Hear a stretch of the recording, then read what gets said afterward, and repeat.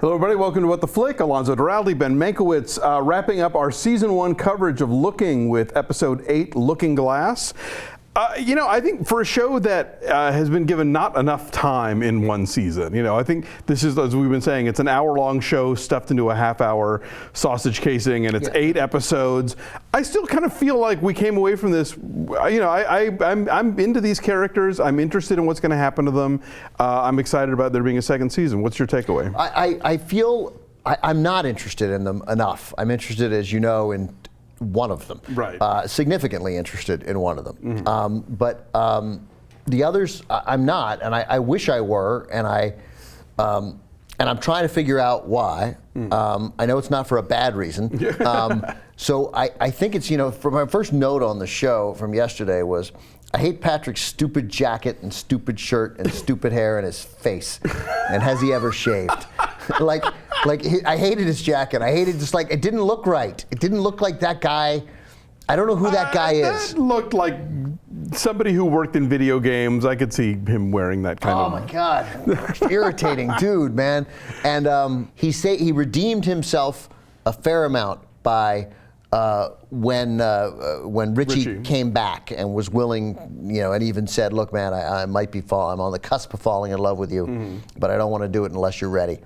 And I shouted at the TV, "Don't say you're ready." And he didn't. He acknowledged that he wasn't either. Finally, a sort of a grown-up move by this guy. And again, the show knows this. Yeah. The show is not trying to sell us Patrick as something he isn't. I got it. But they still have to be compelling to me. And so if you're going to have a broken character, and obviously we want broken characters, they have to be interestingly broken. And so far for me, he has been uninteresting.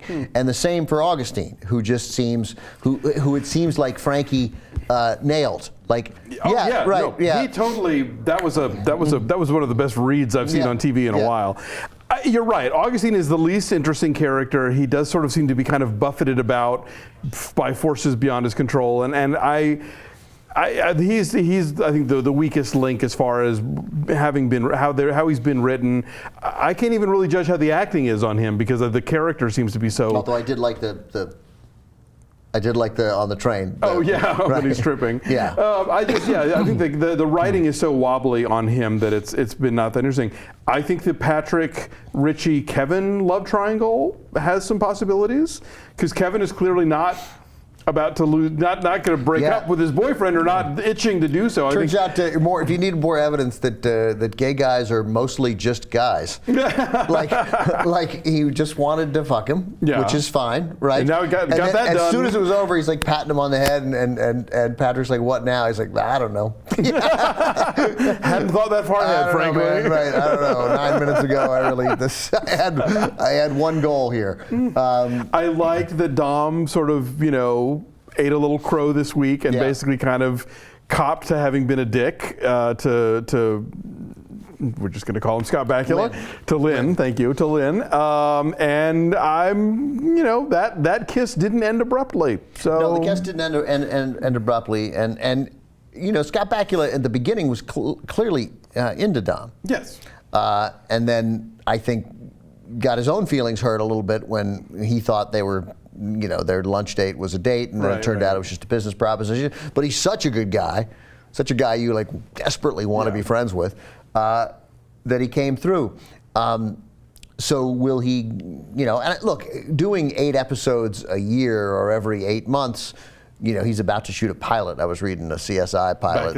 He's a busy guy, I'm sure. Yeah. But he could still do that. That strikes me. That it works out in his schedule, because they did not up him from recurring to regular the way they did with the guy who plays Richie and Frankie. Frankie. It was Richie, Kevin, and Lauren Weedman, who plays the female roommate. Yeah. So they're all going to be regulars next season. So they're definitely around. And it's funny. I've heard you objectify any number of actresses and a few actors over the years. Sure. I got to say, a TV show that gives you a pretty hot Russell Tovey, Jonathan Groff sex scene hooray, I'm down. Yeah, that was that. We were talking before. I'm like, the degree to which TV, we progressives talk about, social change, and you want it in the media. So I saw 3 sex scenes last night while watching all my Sunday night television. One of them, a role-playing sex scene with Lena Dunham in Girls, right, which does not fit your standard of a typical sex scene in any way. 2, the looking gay sex scene between Russell Tovey and Jonathan Groff. And then 3, the incredibly disturbing incestual scene in True Detective. Yeah. There you go. That's it. Yeah. Another Sunday on HBO. Right, yeah. So, so I don't know. I kind of feel like Looking is sort of, like it's had a few ups and downs over the season. Episode 5, I want to say, is probably still the pinnacle. That was the episode that was just Patrick and Richie.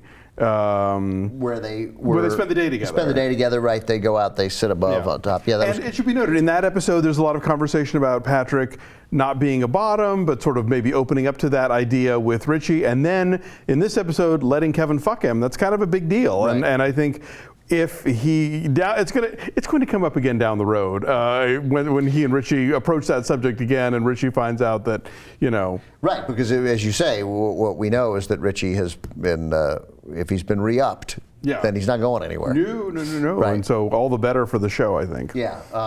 Look, I will be watching again when it returns. I was just sort of waiting for that moment of being truly compelled by these guys, and it never quite happened. I really like Dom. I really find him to be an interesting, complicated character. I like his progression. Feels so honest, from sleeping with these 20-year-olds who he's meeting on Grindr, and that's all he's into. And then all of a sudden, it's like he realized, I'm freaking jealous. Yeah. Well, and I think at our age, a 40-year-old character's dilemmas are more interesting than a like early 30s dilemmas, because then you're just like, oh, stop being stupid. Yeah, there was that moment. I don't know when it was. It was sometime when Lost might have been on. Did you watch Lost or no? I only watched the last episode and live blogged it. That was kind of a joke. Right. Yeah, I'm sure you got it. Yeah. But when what the hell was her name? Anyway, it doesn't matter. But when Desmond's girlfriend, the blonde, Penny, that was her name on the show. Like all of a sudden, Penny, who's got to be 40 or 38 or something. There are all these great-looking women on Lost, and I was like, oh, Penny. This looks great, And I'm like, hey, look at me, I'm 40. It just happened this very moment. I'm like, she's a grown-up. Yeah. Do we know when it's back? I don't, and I don't know for how many episodes. I would like them to get, like a full 10 or 12 or 13. Yeah. Yeah, because it is, again, you're talking 25 minutes. It was only 4 hours. Yeah, and I mean, and people, when you approach a half-hour show, you think it's going to be a comedy. Right. And this show has comedic elements, but it's really more. It's much less a comedy even than Girls. Yeah, tonally, it should be an hour-long show, but it's going to be a half-hour show, so they got to work within those parameters. So we'll be back next season. Thanks for joining us this time around.